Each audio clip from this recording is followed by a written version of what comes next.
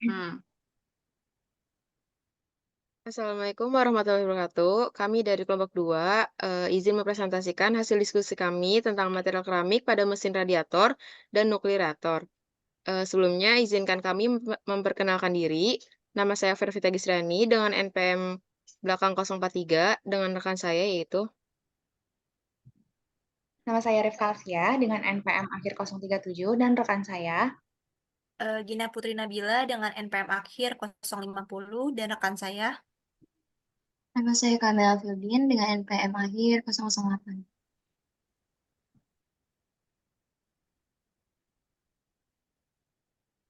Nah, di sini saya akan memperkenalkan radiator.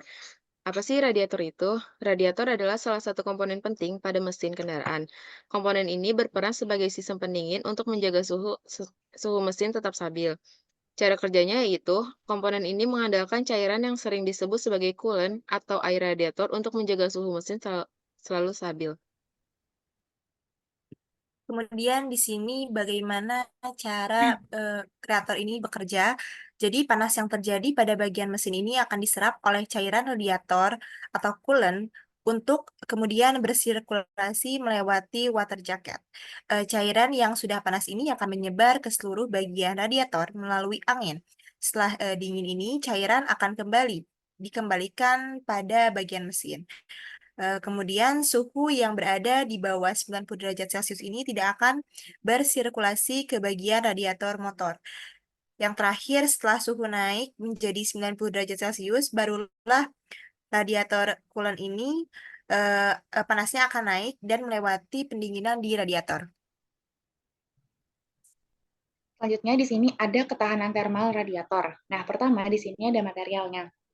Jadi dari material radiator sendiri itu ada banyak jenisnya seperti aluminium, besi, baja, dan lain-lain. Nah, tapi untuk di jenis kali ini kita pakai bahan aluminium yang mana dia bahannya superkonduktor. Artinya dia akan menghasilkan panas yang paling banyak dari semua bahan radiator. Dan hasilnya itu adalah keluaran BTU yang jauh lebih tinggi. Selain itu juga jenis ini itu tahan terhadap korosi dan juga karat. Di bagian karakteristik uji, di sini kita lakukan ujinya dengan heat treatment di masing-masing sampel, seperti tadi aluminium, besi, dan juga baja, yang mana dengan temperatur dan juga waktu yang konstan, yaitu 850 derajat Celcius dalam waktu 3 jam. Nah, dengan proses pendinginan di suhu ruangan yang normal. Nah, setelah itu, nanti kita bisa lihat apakah ada atau tidaknya perubahan struktur atom akibat self-diffuse dari atom-atom dalam material, dan nanti secara otomatis akan mengubah sifat kekerasan dan juga mikrostrukturnya.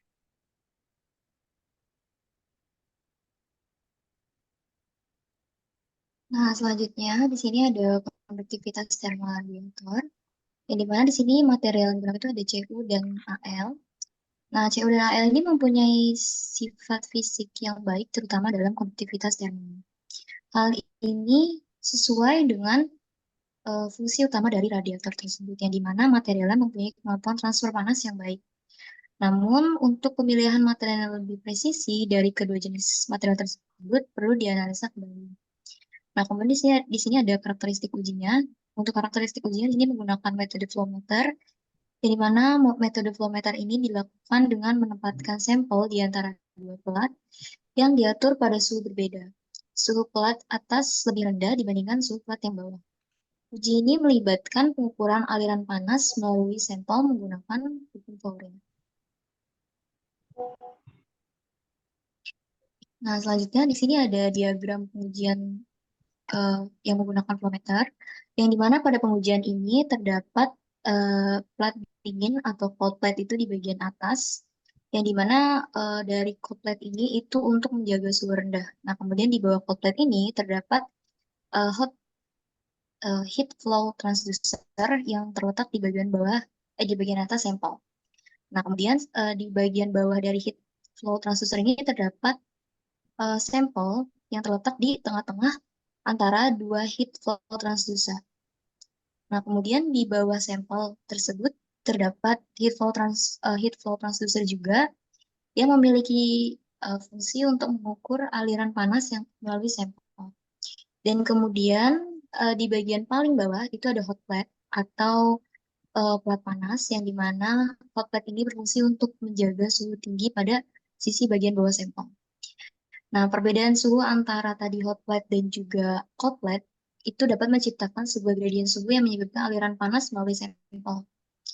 Kemudian tadi ada dua heat flow transducer itu untuk mendeteksi dan juga untuk mengukur jumlah panas yang melewati sampel dan kemudian digunakan untuk menghitung sifat thermal dari sampel seperti konduktivitas thermal. Nah, kemudian di sini ada isothermal radiator. Materialnya biasanya terbuat dari bahan seperti triplek yang dapat menurunkan laju kalor yang keluar dari permukaan radiator. Dengan demikian, si radiatornya itu dapat beroperasi lebih efisien dan mengurangi kehilangan panas yang tidak diinginkan. Nah, untuk karakteristik ujinya, dalam beberapa kasus melibatkan penggunaan metode konservator untuk menampung minyak pada saat transformator mengalami kenaikan suhu. Hal ini membantu dalam mengetahui kinerja isolator dalam mengurangi perpindahan panas dan mengantisipasi gangguan yang dapat timbul. Oke, setelah kita membahas tentang radiator, sekarang kita akan membahas tentang reaktor nuklir. Reaktor nuklir sendiri ini adalah alat yang mengontrol dan menampung reaksi berantai nuklir yang menghasilkan panas melalui proses yang disebut dengan divisi. Panas yang digunakan untuk menghasilkan uap yang memutar turbin untuk menghasilkan listrik. Reaktor nuklir ini adalah inti dari pembangkit listrik tenaga nuklir yang digunakan sebagai sumber energi, alat penelitian, dan untuk menghasilkan isotop radioaktif. Selanjutnya di sini adalah cara bagaimana dari reaktor nuklir ini bekerja. Nah, jadi pertama ini ada bahan bakarnya yaitu bisa berupa uranium ataupun plutonium ya. Kemudian dia nanti diolah menjadi pelet keramik kecil dan ditumbuk menjadi tabung logam tertutup yang disebut batang bahan bakar. Nah, selanjutnya bejana reaktor batang bahan bakar ini direndam air yang fungsinya ini sebagai pendingin dan juga moderator. Lalu batang kendali dimasukkan ke dalam inti reaktor untuk mengurangi laju reaksi, dan panas yang dihasilkan oleh visi nanti akan mengubah air menjadi uap yang selanjutnya memutar turbin untuk menghasilkan listrik bebas karbon.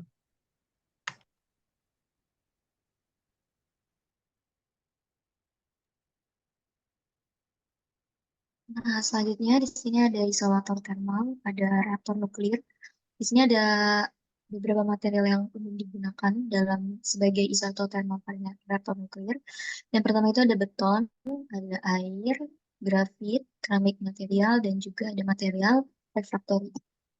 Nah, untuk karakteristik ujinya di sini stainless steel itu biasanya dikenal sebagai konduktor thermal terbaik, sehingga memungkinkan terjadinya kehilangan panas atau heat loss ke lingkungan. Namun dengan melengkapi reaktor dengan isolator thermal, maka laju pada penghilangan panas dapat dikurangi. Misalnya ketika fluida kerja berada pada suhu 90, maka heat loss yang terjadi sekitar 50. Dengan demikian, semakin tebal isolator thermal yang digunakan, maka ketahanan thermalnya akan semakin meningkat, yang dapat mengakibatkan penurunan heat loss secara eksponensial. Hal ini menunjukkan bahwa isolator thermal yang lebih tebal sangat efektif dalam menjaga efisiensi thermal dengan mengurangi penghilangan panas atau heat loss.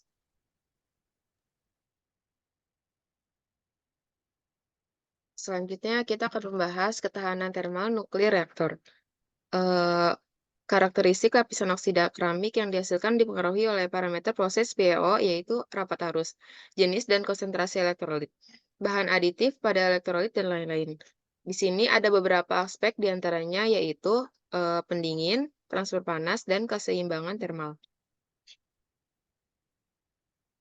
Oke, selanjutnya kita akan membahas terkait konduktivitas thermal radiator nuklir tersebut.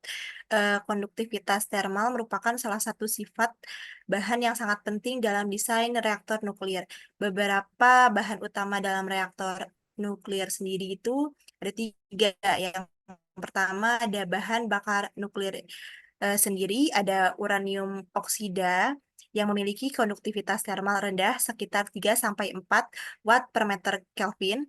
Yang kedua, ada moderator air ringan H2O ini memiliki konduktivitas thermal sekitar 0,6 watt per meter Kelvin, sedangkan air berat memiliki konduktivitas thermal sedikit lebih rendah, sekitar 0,5 watt per meter Kelvin.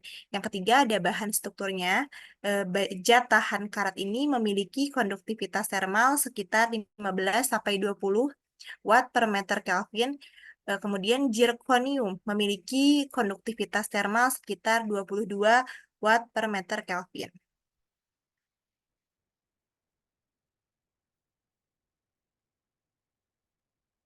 Sekian dari kelompok kami terkait penjelasan reaktor nuklir dan radiator. Terima kasih. Wassalamualaikum warahmatullahi wabarakatuh.